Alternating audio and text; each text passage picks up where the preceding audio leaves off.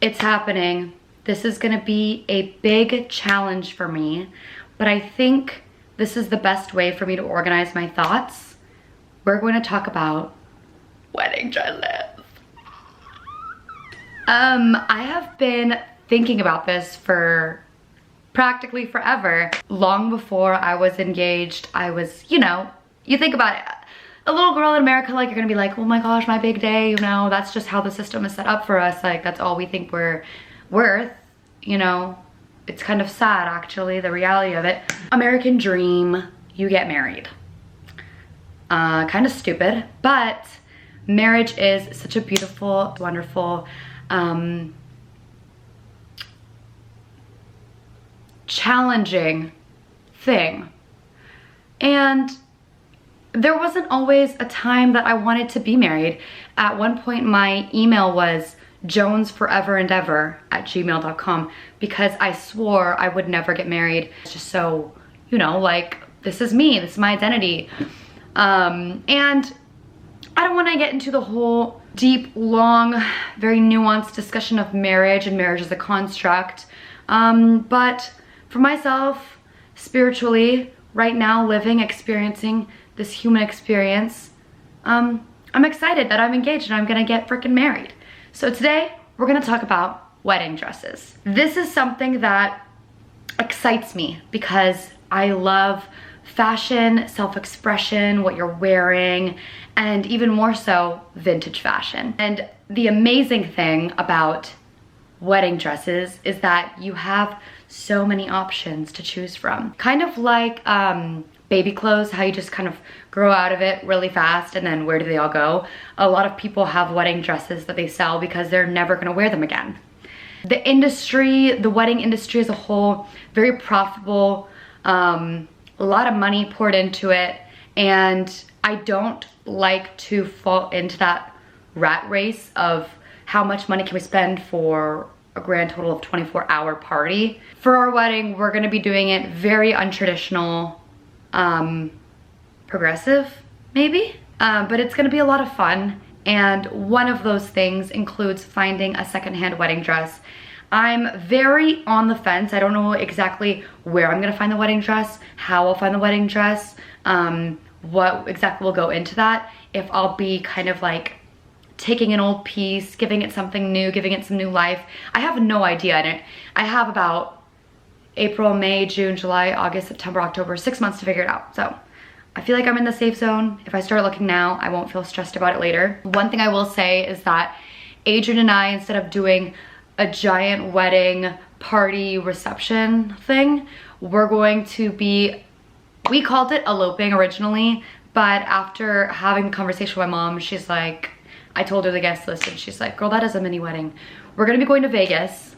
We're going to be freaking getting hitched and whatnot. And then after that, we're going to have a few different parties with the people that we love. So one of them, we're calling it our wedding tour, the Soooo's wedding tour. One of them will be spectacular friends. We'll all be together partying. Then we're gonna have one for my entire family that lives a little bit south of where we live, and then one with all of Adrian's family. And then we may go to Mexico and visit his family that I have not met yet. So it's going to be like a wedding tour, and it's gonna be a shit ton of fun. With that comes finding dresses. I don't wanna just wear one dress. I'm excited that I'll get to wear a few different dresses, and I'm taking that as an opportunity to live out different wedding dress dreams. So I did have to make a little notes list because I tend to get off track, and I want this video to be just showing you guys what I've been looking at, what I've been liking, where I've been looking, and what the deal is. So starting off, there's a few different things that I take into consideration when I'm looking for wedding dresses. Side note, if you hear heavy breathing, Poppy's in the corner sleeping. I don't want to wake her. I don't, you know, even though it's a little disruptive, she's like a little sleepy beauty. There's a few different things when I think about wedding dress that come to mind. Silhouette, material, what's the all over vibe? What are we trying to do here, you know? The awesome thing about vintage wedding dress shopping and looking for pieces that have already been made is that every decade has its own thing. And there's a couple decades that I'm totally gonna skip over. I don't think I'm gonna draw much inspiration from them, so we'll just ignore them as a whole. I'm sure it was an amazing decade. Probably not for wedding dresses. Sorry, that's my opinion. Starting off 1920s, 1930s. Loving the frickin' silhouette. The silhouette of the 1920s and 30s is just so effortless. And I think when I imagine a wedding dress, I want it to feel effortless. I want it to feel dreamy almost. There have been ones that I've seen on Pinterest. Pinterest is pretty much the universe of wedding dress inspo that I'm taking from. Just because there's so many pictures on Pinterest, and Pinterest is so good at showing you exactly what you want. They got the algorithm tailored to a T, so it's really easy for me to get lost in the sauce with Pinterest. Also really easy for me to find incredible inspo. Ones that I think of that come to mind straight away when I think about these silk effortless silhouettes are these. Also forgive me, I'm not too educated when it comes to fashion lingo and jargon. I don't know that much about it. I just know what I like and what I don't like. When I look at these kind of dresses, what I love is how it pretty much drapes the body almost like a statue. Like, it looks gorgeous. And I love it. When I try to find those types of dresses online, I've been looking mostly on, surprisingly, Etsy has a crap ton of secondhand wedding dresses. I don't know why it's just so saturated on that app, but Etsy's been like kind of goated through this whole thing. Etsy, eBay, Poshmark, Depop is on the bottom. Sorry. That's just how it is. Depop has not been pulling through. There have been a couple that I've been like, oh, could find, but for the most part, Etsy, eBay, and Poshmark are the bronze, silver, and gold. First thing that I think about is this 1930s liquid satin wedding dress with pleats and silk tulle ruffle trim. I'm gonna be posting up the pictures. I will also be showing it on my phone to the camera so that as I'm editing it, it's a little bit easier for me to understand what picture I'm putting when. I'm seeing this one. Price range, $671.09. Okay, like I said before, wedding industry, wedding as a whole, you slap the word bridal on anything, cha-ching, it literally just goes up a crap ton. But nonetheless, looking for a secondhand wedding dress will be extremely discounted. It's gonna be way more affordable. So I don't mind spending hundreds. I'd rather not, but I don't mind it. This one in particular, I'm loving the back, dude. The back with the ruffles, the tulle, like, I like it. Part of me wonders if it would be itchy, but the middle, it looks just like that picture off Pinterest where it has that like draping effect, and it's gorgeous. I think it's beautiful. Another one that comes to mind around the same price range, this one's from the 1930s, bridal wedding ivory white embroidered silk slip dress.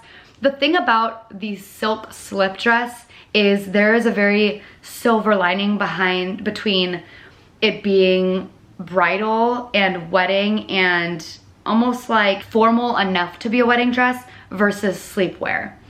And it's almost like, even when I think about the attributes of both, they sound almost identical, but there's a difference. Almost in the silhouette, definitely in the silhouette, but just how it's worn, the material, little things like that make a big difference. This one is $675, and I love this one. I will say this one almost teeters on that sleepwear, but I'm not really getting that, and I think the reason is because of that gorgeous floral detailing, the stitch work.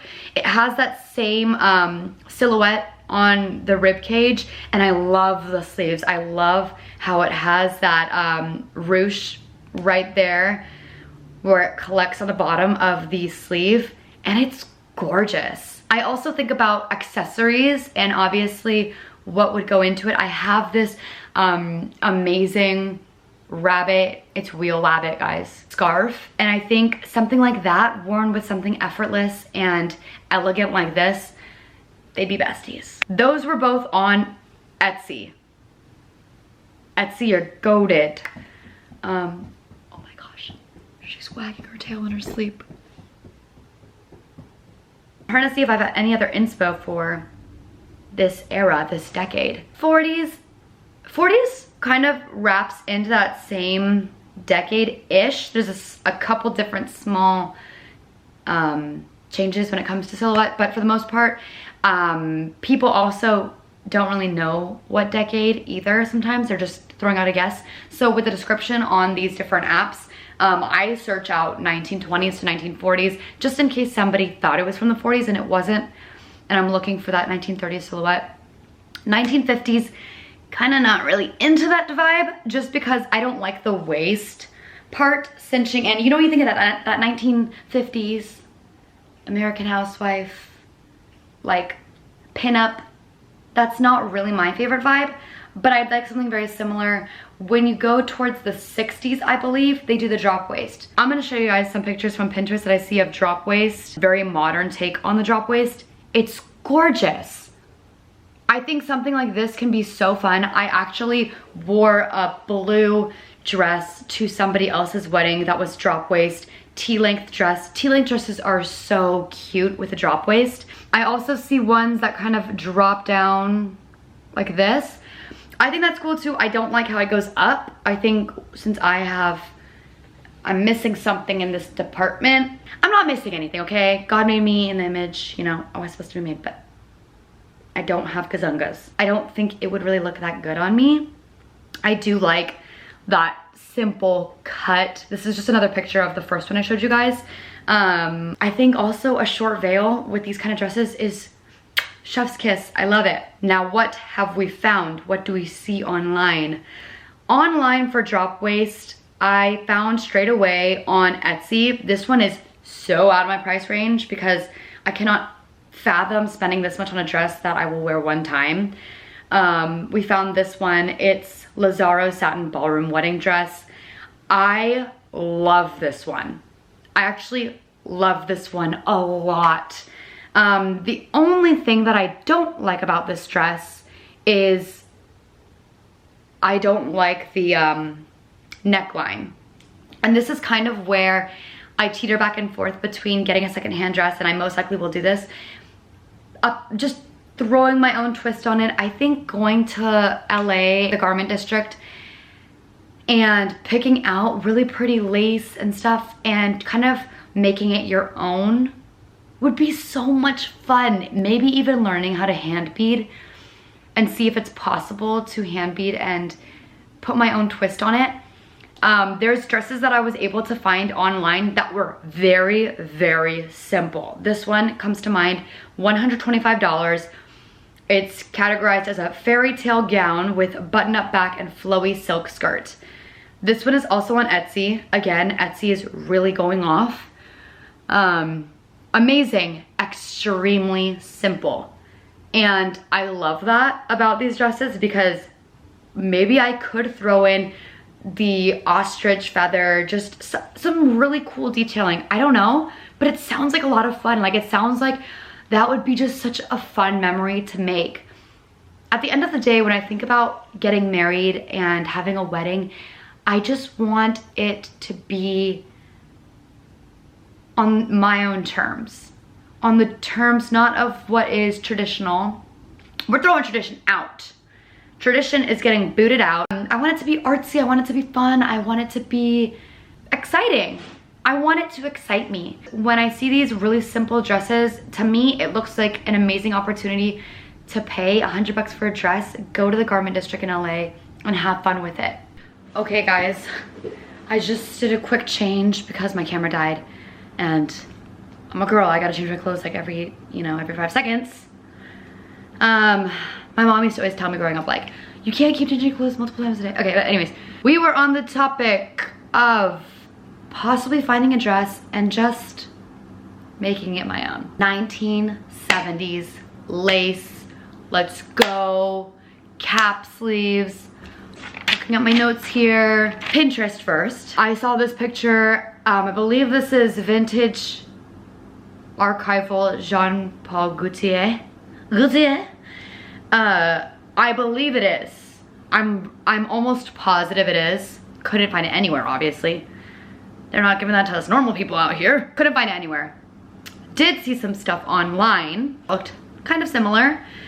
This one, I believe, was on Etsy. Vintage 1970s wedding dress. Edwardian, boho, white boho Edwardian. I don't know if I like the Empire, I believe that's what it's called, right? Empire cut? Not really good at the lingo, but I believe that's what it's called. I don't know if that would suit me, if that would look flattering on me. But the 70s did, I love that silhouette of that like full lace, long sleeve, high neck. I really like that. And last but not least, my most fun category when I look at wedding dresses, most likely, fingers crossed, hopefully find something like this, especially considering we're doing a Vegas wedding and I want it to just be fun and spectacular and superstar and cosmic awesomeness. I'm seeing these kind of dresses. A lot of them are vintage silk. I'm seeing a lot of 90s and it looks like, I believe it's 90s. The 90s and the 2010s were great years for bridal. I really love the hand-beaded hand-beaded detailing. It's incredible and it looks so awesome, and I found something just like it on Poshmark. Didn't jump on the opportunity and then it sold. This dress was $100. It's giving that lace from the 70s that I'm loving. It's giving that hand-beaded embroidery, floral. It looks just like my Pinterest board, and somebody bought it. Wasn't meant to be, I guess. I look at this picture here and it reminds me just exactly of it. Something like this. I believe this is not white though. This looks like it's a yellow dress. Not that I'll find this exact one anyways. With the shooting stars all over it, like that is Vegas, baby. Coming from somebody who's never been. It just looks so fun. That's like, I don't know if my style and my wedding inspo and my fashion choices will be so far off from where they are now by the time I get married, but I am just craving that exciting, fun pizzazz of a wedding dress. And stars are a great embodiment of that. I see things like these star veils, and if I had a dress that had all that embroidered beading, I probably most likely wouldn't do the star veil. It might be a little bit clashy, a little bit too busy. But when I think about those more simple dresses and a star veil, it's like, they're besties. These are some inspo pictures that I'm looking at. I also like low backs with this embroidery. It's just, I love looking at it. Also, do you guys like this top? I just got it today. My grandma loved stripes and she's my inspo. I'm biting her style. She loved horizontal stripes more than vertical stripes. I remember her saying that. But anyways, if you wanna follow my Pinterest board, I'm constantly adding to it. My username is Kirsten is a Superstar. Yeah, that's most of the inspo that I have right now. Again, I will be adding to the board. Might completely change the style direction, but those are just some things that I'm looking out for, that I'm loving. And fingers crossed I find something. If you see something that you think I would like, my measurements are all in the bio. Please look for, I'm just kidding. If you see something that you think I would like though, seriously DM me because I'm always looking for stuff. And that is it for today's video. I know I usually do vlogs. If this is your first video you're seeing of me, hi, how are ya? I will probably be posting 2 videos this week because I also have some vloggy footage. I've been on top of it. I just deleted TikTok. We'll see how long that lasts. My first time deleting it since I got the frickin' app, and I'm having a full-on dopamine detox. I feel like my body is crumbling. Well, I'm gonna go edit all this footage. Probably have a headache because I'm gonna have to input a lot of pictures, but that's it. I'm done. Bye guys.